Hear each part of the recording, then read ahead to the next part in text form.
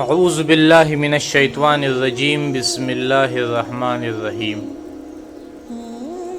4 سبق آموز حکایتیں۔ حکایت اول۔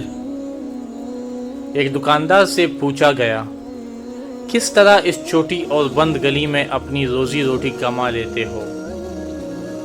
تو دکاندار نے جواب دیا، میں جس سوراخ میں بھی چھپ جاؤں، موت کا فرشتہ مجھے ڈھونڈ نکالے گا۔ تو یہ کس طرح ممکن ہے رزق والا فرشتہ مجھے نہ ڈھونڈ سکے؟ سبحان اللہ۔ حکایت دوم۔ ایک نیک اخلاق و کردار کا حامل لیکن غریب لڑکا کسی کے گھر اس کی بیٹی کا رشتہ لینے گیا۔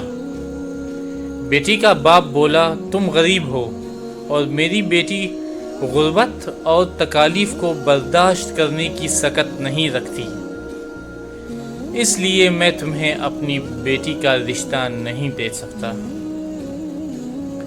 پھر ایک بد اخلاق اور بد کردار لڑکا اسی لڑکی کا رشتہ لینے گیا تو اس کا باپ رشتہ دینے کے لیے راضی ہو گیا اور اس کے بد اخلاق ہونے کے بارے میں یہ کہا، اللہ اس کو جلد ہدایت دے گا انشاءاللہ۔ تو اس کی بیٹی نے کہا، بابا جان، کیا جو اللہ ہدایت دے سکتا ہے وہ رزق نہیں دے سکتا، یا ان دونوں خداؤں میں کوئی فرق ہے؟ حکایت سوم۔ حاتم طائی سے پوچھا گیا، تجھ سے زیادہ بھی کوئی سخی ہے؟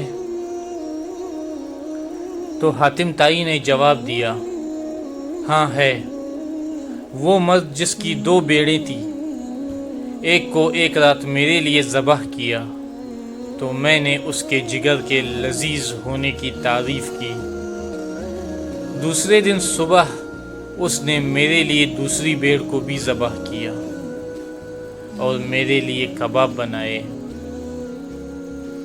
پوچھا گیا، تو نے اس کے ساتھ کیا کیا؟